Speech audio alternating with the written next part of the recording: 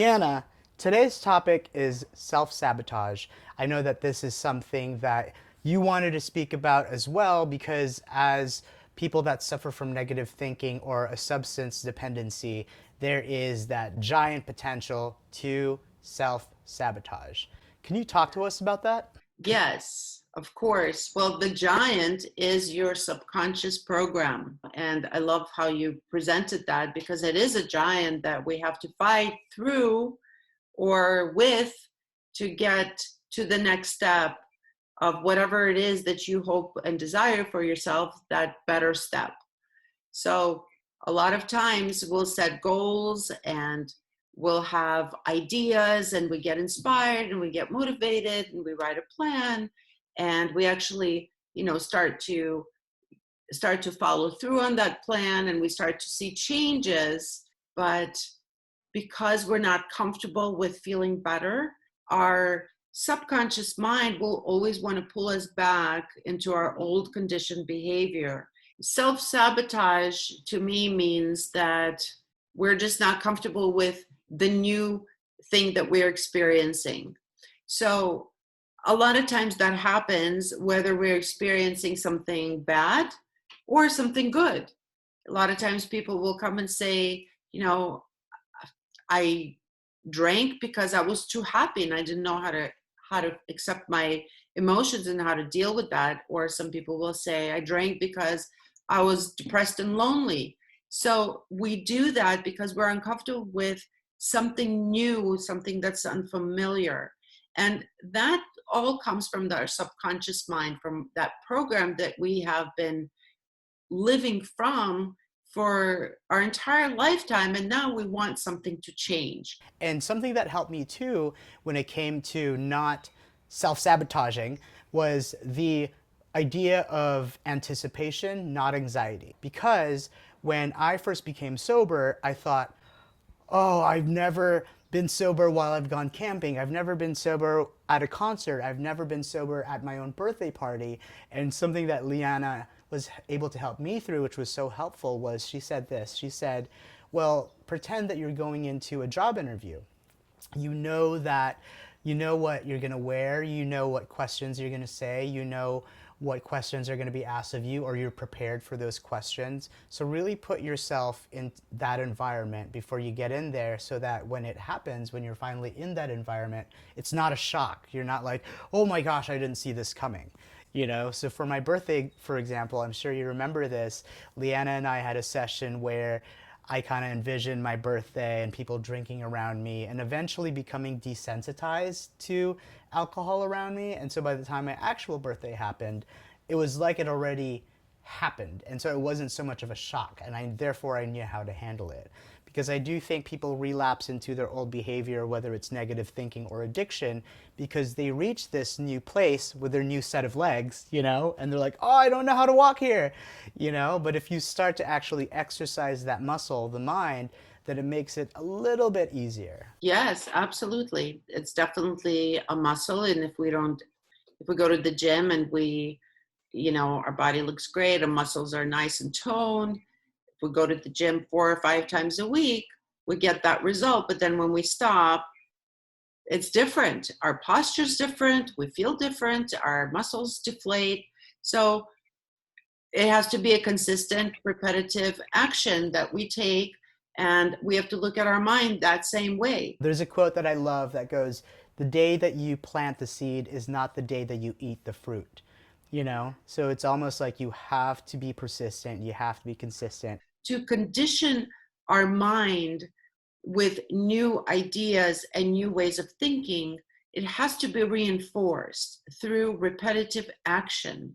And people will say, well, what if I don't believe it?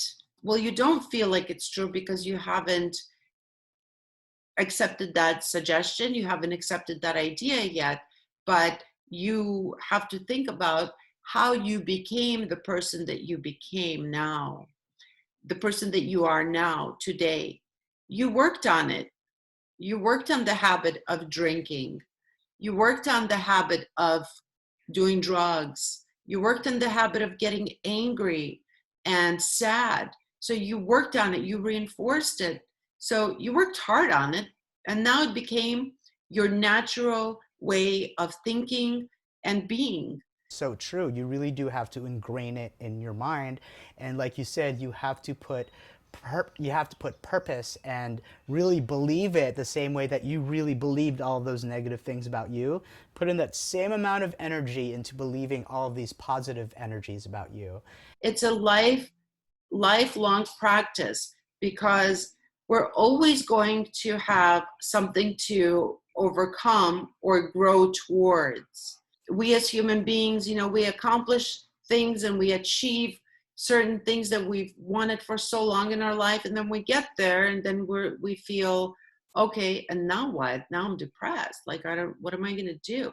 So from that place, we have to create the next thing that inspires you from within, and we have to explore and look deep within ourselves and ask ourselves, what inspires me now? Because now you're at a different place. And then new challenges start to show up on our path, because I'd rather call them opportunities than challenges, but people experience them as challenges because they're very hard and emotional. But that's when we self-sabotage. That's when we get to a place, oh, I could never get there, or it's too hard, because again, it's just not, it's something new to your experience, to your mind, something that you have never experienced before. So of course you're uncomfortable. We're creative beings and we have to continue to create. When we stop creating, we die emotionally and mentally and physically, because we're not inspired. We need inspiration. We need to be motivated. We need something exciting to look forward to, so that our life can feel full and complete. Something that I like to do too to avoid self-sabotage is I'm sure you remember this. I made a list of all of my triggers as well as all of my coping skills, and it was a very detailed list of what I'm going to be like when someone's drinking around me, and here's my coping skill. And then the same for anger, because I was handling my own anger too, is that if somebody that I really love pisses me off, here's how I'm going to react. Because to your point, Leanna, we've already made everything such a habit that we don't even think about it, we just react to it. Whereas a list of coping skills becomes a little bit like a video game, right? Where you're basically creating your armor of healthy weapons, if you will. So if you know that this monster of, temptation comes, you go, oh, I'm going to use this coping skill.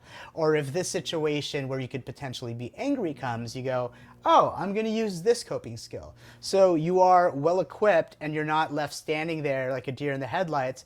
And then, worst case scenario, you relapse. Absolutely. And that takes, effort and energy and dedication. It's not just a dream. Your vision is real. Your vision is unique to you, because my vision is going to be different from yours. Joel's vision is going to be different from yours. So the reason you're getting that vision is because you can live it, and you have to trust it, and you have to trust the process of getting there. Challenges will come, but they're not challenges, they're opportunities, because you're asking to get closer and closer to your vision. So, Leanna, we've talked about how to avoid relapse when it comes to substance dependency. For those that are watching or listening and are thinking, well, I'm just an angry person, how do I not be angry and not self-sabotage when I'm on that healthy path later on? The first step would be is just to reflect and think about, where did I learn to be angry? Who was my teacher in that? How did I become this way?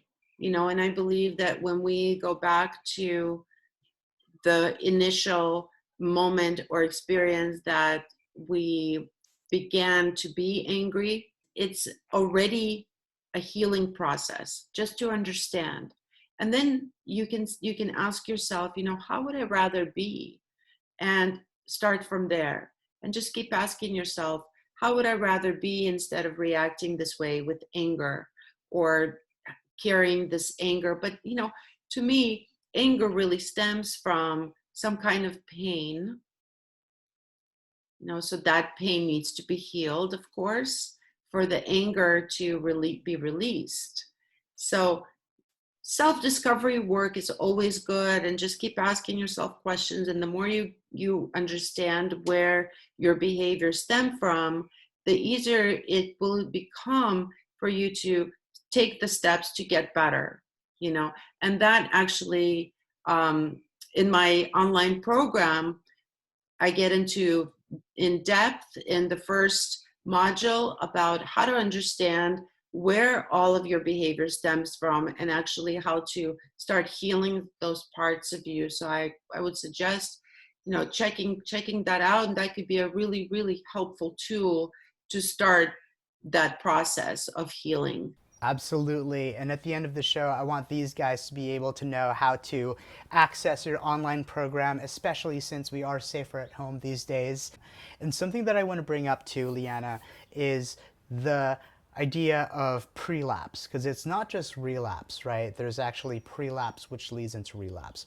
Relapse is when you have fallen back to your old behavior of drinking or, severe negative thinking. But the prelapse for me, I notice, is when you're already starting to think about going back to the old behavior. For example, I remember specifically my very first instance of prelapse. It was when I was driving down the 101, I believe. It was in my initial stages of sobriety. A cop pulled me over, and I was so angry at myself because I knew I was going fast. And while the cop was writing me a ticket, very first thought in my mind was I need to go to a bar, and I pictured myself going to a bar, getting really, really drunk, because that was how I reacted to stress back then. And so that to me is an example of prelapse. And so that is something that you definitely want to handle with care and compassion and with love, not shame and guilt and beat yourself up. And so how I handled that was I drove home and I wrote down, why do I feel like I need to drink? Why am I so angry? And then it led to underlying issues, which is, well, I felt like I was hurt and I don't like to be hurt. And then it basically, like you say, goes back to your childhood. So if you really, really dig deep, and I think that's a big thing, is just like digging deep, because things are not just on surface level.